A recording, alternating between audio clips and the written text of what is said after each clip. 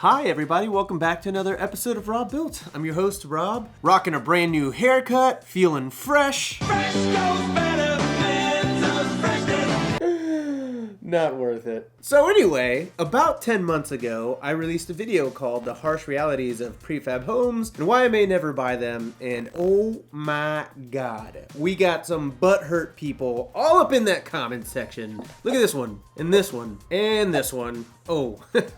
This is a classic. Right here. Oh, this guy doesn't know anything about prefabs. Oh yeah, why would you ever trust a YouTuber about anything with prefabs? So this guy got scammed one time and all of a sudden he's the authority on prefab homes? So I thought, why not keep the butthurt alive by doing a sequel and talk about the dark side, or the consequences of building a tiny house. But before we dive straight into the butthurt, I just wanted to say thank you to today's sponsor, DataCamp.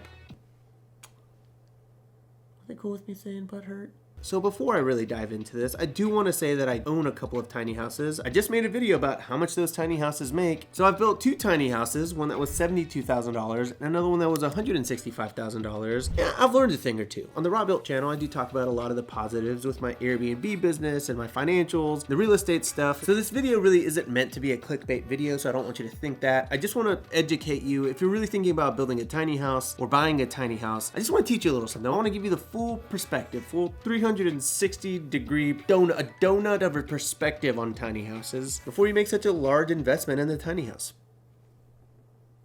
Space. Dang it. It is late. Okay, so there are a bunch of points that I'm going to be hitting on. The last one is probably the most important one, so you'll want to stick around until the very end of the video for that one. Big friggin' surprise. But I want to start with one that I think gets overlooked pretty often, and that is the fact that the majority of tiny homes are depreciating assets. Okay, so there are two types of, that's a weird way to say two. There are two types of tiny houses that you can invest in, buy, build. There are tiny houses on wheels, and there are tiny houses on fixed foundations. Now, if you followed my work or my channel or anything like that, you know I like to build tiny houses on fixed foundation. Why is that? Well, when you build it on a fixed foundation and you go through the permitting process and you make it a single family residence with an address and all that kind of stuff, it becomes a piece of real estate that then appreciates for the life of that investment. Whereas when you have a tiny house on wheels, you might spend a lot of money on that house, but it's a depreciating asset because it's not fixed to a foundation, it doesn't adhere to any type of local code. So when you buy or build a tiny house, the chances of you selling it for the price that you built it for or bought it for are going to be very, very slim. You'll probably lose money on that investment unless you're a builder and that's your business and you mark it up and all that kind of stuff. But for the regular person, consider it a car. As soon as you drive it off the lot, it is worth less. So now I want to move on and talk about fixed foundation tiny homes specifically. One thing that really I didn't expect when I built my tiny house in Joshua Tree was that it would be so difficult to appraise. So consider this. Most houses in Joshua Tree are anywhere from 1,000 to 2,500 square feet. So when I went and built a tiny house that was 303 square feet and then went to a bank to do a cash out refi, when they sent the appraiser out, they didn't really know how to evaluate my property because I was literally the only 303 square foot tiny house in Joshua Tree at the time. Now there were definitely smaller homestead cabins, but they were a little bit apples to oranges when compared to a fully permitted tiny house with a septic and a driveway and electricity and a water meter and all that jazz. I really was the first person, or I guess one of the first, I think I'm the first person, I don't know. If you built a tinier house than me, let me know. But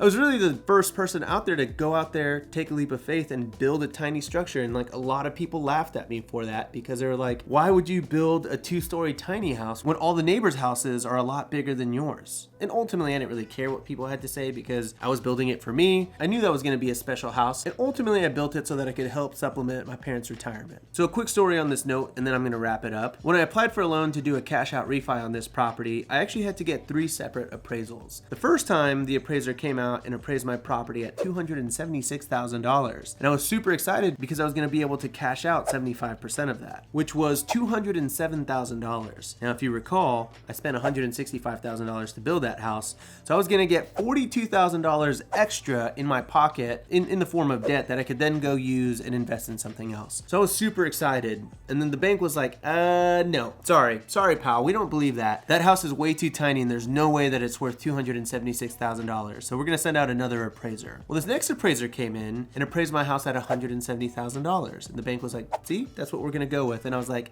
no, we're not gonna do that. And I fought them tooth and nail on it. And the bank was like, all right, fine, we'll send someone else out. So then they sent a third appraiser out, and that appraisal came in at $233,000, which is exactly how much I needed to get all $165,000 back out of that deal. So that all sounds convoluted, and I probably over-explained it, to be honest, but I just want to drive home the fact that tiny houses are incredibly difficult to appraise, and it's very tough to find comps that match your tiny house. In case you don't know, comps means comparable sales, so other tiny houses that have sold within the last 90 days or so. So if your plan is to build a tiny house cash and then do a cash out refi, just consider that appraisals can make or break your financing. All right, next up, permitting. And this point actually applies to both tiny houses on wheels and tiny houses on fixed foundations. So let's talk about it for a second. Permitting is a bit of a bear if you're trying to permit a tiny house. If you have a tiny house on wheels, more than likely you're not going to be able to obtain a permit to park that on your property or even rent it on Airbnb. And to some degree, the vast majority of tiny houses all around the country are probably doing it under the radar. And it's really because most municipalities and counties just don't like tiny houses. It's actually pretty frustrating. If you want to buy a tiny house and you want to put it on a piece of land and Airbnb it, you're just going to run through so many barriers trying to do that legally. And in some regards, I kind of understand why counties are like this. And it's because when you build a tiny house on wheels, you just build it. Like, you don't go through inspections, you're not adhering to any type of code, the IRC, the IBC, whatever code dictates your county, you're not really going through the process of making sure that your tiny house adheres to it. And so that creates a safety issue where people can get hurt, and so the city doesn't want that, and so they don't allow it. And so it's like a whole thing. So I get both sides of it. I wish cities were a little bit more flexible with tiny homes on wheels. If they were, I would probably own like 3 or 4 of them. But on the flip side of this, if you want to build a tiny house on a fixed foundation, you're still going to have like some issues getting through permitting, specifically because a lot of cities have minimum square footage requirements. The year before I built my tiny house in Joshua Tree, the minimum square footage to build in the city was 750 square feet. Fair check. But for whatever reason, Joshua Tree amended the code and actually lifted the 750 square foot minimum and changed it to 150 square feet, which is a dramatic difference. It allowed me to build Casita Conejo in Joshua Tree. But here's where it starts to get very frustrating. Even though that minimum is 150 square feet, the IRC or the IBC, International Residential Code, International Building Code, still have minimum room requirements, like bathrooms have to be 30 square feet, bedrooms have to be 80 square feet, kitchens have to be like 50 square feet. I don't know if it's exactly that, but something like that. And because these rooms have minimums, when you add up the square footage minimum for a kitchen, for a bathroom, for a living area, for a bedroom, it usually adds up to way more than 150 square feet. And it's actually impossible to build that tiny, even though it's technically allowed. It's technically allowed, but not technically feasible. Don't really know if I needed these, but I'm in this now. Now, luckily in the last year, the IRC has actually come out with an addendum for building tiny houses, which gives us builders a little bit more code flexibility. Moral of the story, before you really get too far into building a tiny house, I would call your local building and safety department and just confirm that you can build as tiny as you want to build. So with that, it's 2:02 a.m. at the moment, and I've decided that I'm just gonna go to sleep because it's my channel and I can do whatever I want. So see you in a second. All right, fully rested, ready to rock. But before we get back into the video, I wanted to talk about today's sponsor, DataCamp. DataCamp is an online learning platform that helps you build up your data skills, or if you're a little rusty like me, admittedly, tighten them up a bit. DataCamp makes it very easy, obtainable, convenient for literally everyone. They've got courses for all different levels. And when I say they have courses, I mean like they have over 350 courses. So whether you're a noob like me, or even if you're a pro, there is a way for you to up your data skill game. Oh, I'm a pro, I've been doing this for 15 years. Wrong. You still have stuff to learn, Bob. Bob, I'm sorry. Now, if you get stressed out when you have a bunch of awesome options in front of you, relax. DataCamp makes it very, very easy because they have a free assessment that allows you to get personalized learning recommendations. Here's how I use DataCamp. As someone that's in real estate, I'm always modeling out different things on spreadsheets and Excel. I'm not super good at Excel. Check out one of the very first spreadsheets I ever made before DataCamp and look at the level of spreadsheets that I'm working in now. As you can see, pretty different after I took their Intro to Spreadsheets course and then their Intermediate Spreadsheets course. And now I'm getting all extra with this latest course, Data Visualization and Spreadsheets, because I can. And it's only 4 hours and I like to learn. Because learning is cool. I'm hot and you're not. But if you want to hang with me, I'll give it one shot. Top that. All right, bring it back in, kids, bring it back in. With the new skills that you'll develop through DataCamp, it'll help you stand out professionally, ultimately unlocking new career possibilities for you if that's something you're looking to do. So become data fluent today. Use my link down in the description below and get the first chapter of any DataCamp course for free. Doesn't get much better than that.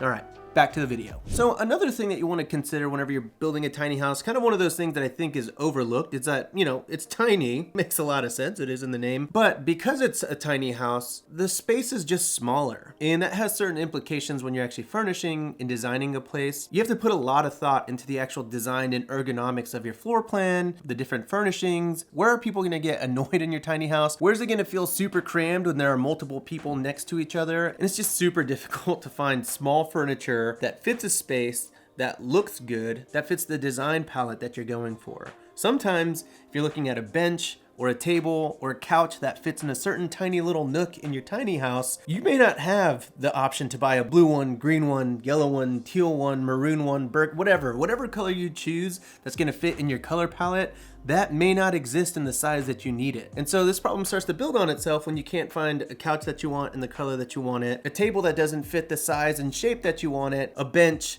dining room tables, and all that kind of stuff. A lot of the times it calls for tiny appliances, and tiny appliances are small appliances are difficult to obtain, and sometimes you have to order them online and they take months to get in, and B, they're very expensive. You would think that tiny appliances would be cheaper, but no, if they're nice tiny appliances, they're actually gonna cost a decent amount more than typical appliances, which is very frustrating. I've actually opted in all of my tiny houses to just splurge on a kitchen and make the kitchen like the home of the place where people hang out. And so I've actually made it a full-size kitchen, full-size counters, full-size stove, microwave, fridge, just because I think that if you're in a tiny house, I don't want you to ever be frustrated while you're trying to cook a meal. For me, cooking a meal is very important and I need space to do it. So I put a lot of time, effort, and money into all of the kitchen spaces in my tiny houses. So while tiny houses are really fun to design, it's honestly a little bit of a puzzle. And let's just put the furnishing aside. I guess I should have just started with designing a tiny house can be really, really difficult because on paper, it might look a certain way. It might look cute. It might look like it's ergonomic, but when you actually build it, you might find that the execution is 100% different than what you imagined. For example, in my tiny house in LA, I put the front door on the side of the tiny house, and just by making that one design choice, I blocked myself from being able to put a couch inside of that living room. So I had to settle for putting a small bench in there instead of a couch, meaning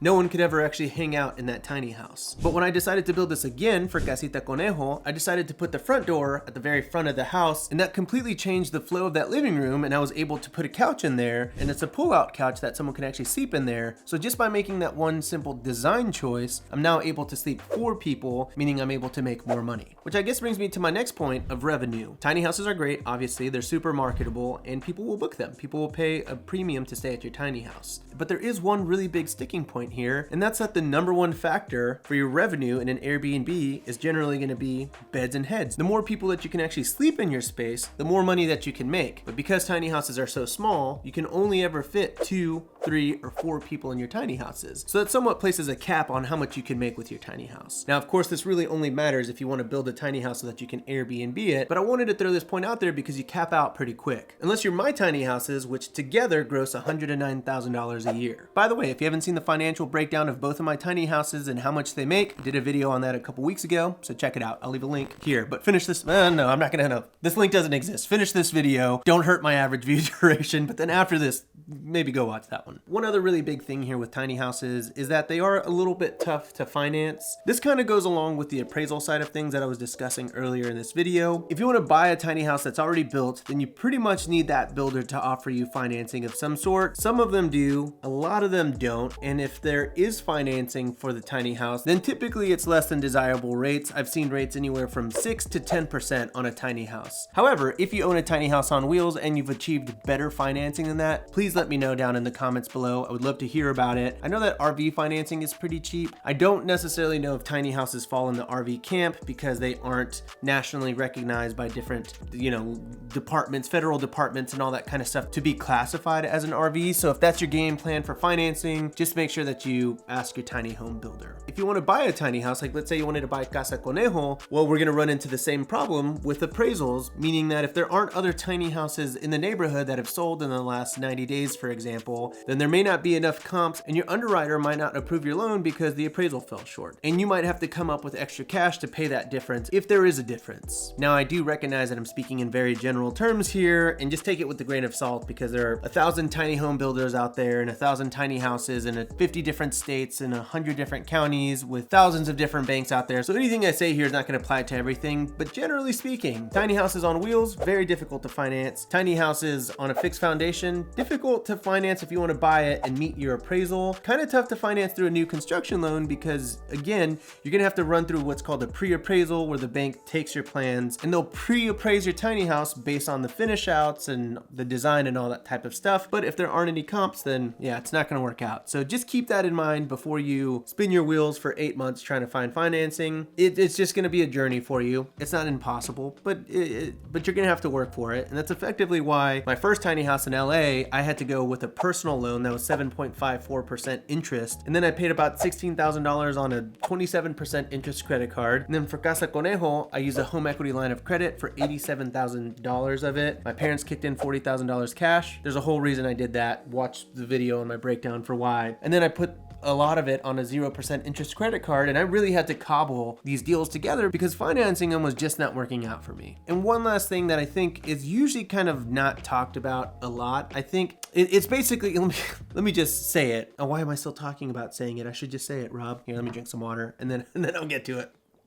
Tiny houses are just not cheap to build. There is this misconception out there that you can bang out a tiny house in 2-3 weeks and it's going to cost you $10,000. And unfortunately, that is just not how it goes. I know it seems like when you build tiny, you have less materials and there's less labor, and so it's going to just end up being a lot cheaper. But you really do have to consider that there are a lot of sunk costs that come along with the house, especially on a fixed foundation, that just make tiny houses the most expensive form of real estate. Taking into consideration Casa Conejo, that house all in was $165,000. That included the land, which was $12,500 or so. So considering that house was 303 square feet, it came out to $544 per square foot. Why is that? Well, whether I was building a 303 square foot house or a 2,000 square foot house, I still had to put a driveway in. Concrete is expensive. I still had to put an electrical meter in. Electrical meters are expensive. Still had to trench to the power pole and get power to the property. I had to do a water meter. I still needed a $3,500 to $4,500 septic tank. So all these things are sunk cost when it comes to building a house. Now, generally, if you were to build a 2,000 square foot house, well, you can divide the cost of everything by 2,000 square feet. But when you're dividing it by 303 square feet, your price per square foot goes through the roof. A lot of people gave me so much crap for spending $165,000, even $72,000 on my tiny house just because they don't know, they've never built it before. But at the end of the day, all the different construction workers and vendors and subcontractors, they didn't necessarily charge less for the work. Some of the quotes I got were the same price that I would have been charged on a bigger house. For example, the electricity, running wire all throughout the house. Sure, there's a little less wire, but the planning and drilling holes through all the studs and wiring it all up together and putting plugs and taking it to the main panel, that's still a lot of work, whether it's a tiny house or a 2,000 square foot house, because it's a lot of the same connection points. So at the end of the day, while tiny houses are awesome and I love them so much, they just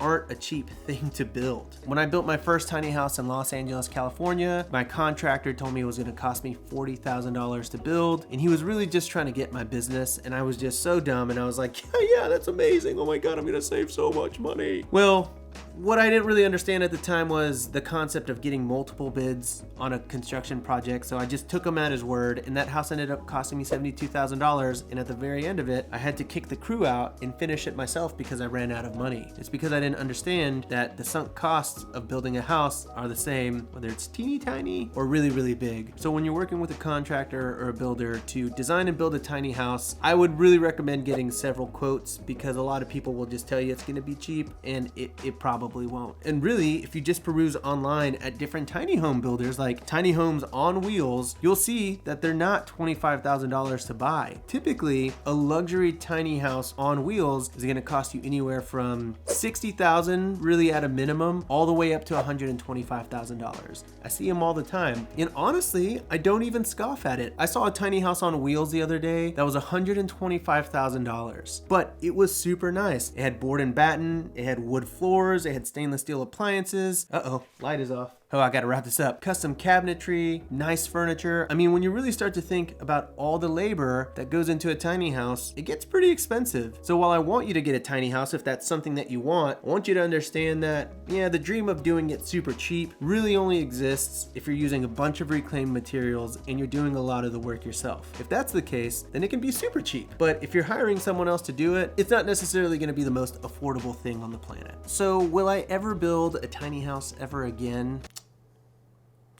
It's complicated. I mean, I love them, and like I said, they're very fun. They're puzzles in and of themselves. They're super marketable. Obviously, my tiny houses have done super well on Airbnb, but they are a lot of trouble to design and permit and finance and get off the ground and complete. And so at this point in my real estate journey, I'm really trying to put as much effort as I can into bigger projects that will yield me better results versus working on one-off constructions. So with that said, where I see myself going as far as real estate investments and new constructions are concerned is I'm working on a fund right now where I'm gonna be raising millions of dollars to go out and build 14 plus single family residences that will function as these awesome Airbnbs out in the desert. So when that's all done and it's built and it's functioning as a unit, after we pay out all our different investors and all the fees and everything like that, that will be a substantial amount of income that's coming my way. And so I feel like at this point, so long as my bills are paid kind of through these bigger projects, then I can still go out and build some of these smaller passion projects. So while it is pretty impractical for me to spend time on a tiny house, I'm not gonna lie, I do love it. Yeah, I probably will. I just love them. I love designing tiny houses, and it would be weird to say that I'm never gonna build one again. So I think anytime that I really feel like I need to express myself creatively or anything like that, I'm gonna be putting my time and effort into tiny houses or super unique builds like some of the ones that I have in the works right now in Joshua Tree. So you haven't seen the last tiny houses from me yet, but they just may not come as often because I've got a lot going on. But when I can make time for a badass tiny house, then you'll find out here on this channel. You'll be the first to know. With that, don't forget to hit the like, subscribe button. I think that's it. How did I do this to myself every night? It's 12:05 a.m. Good night, everybody.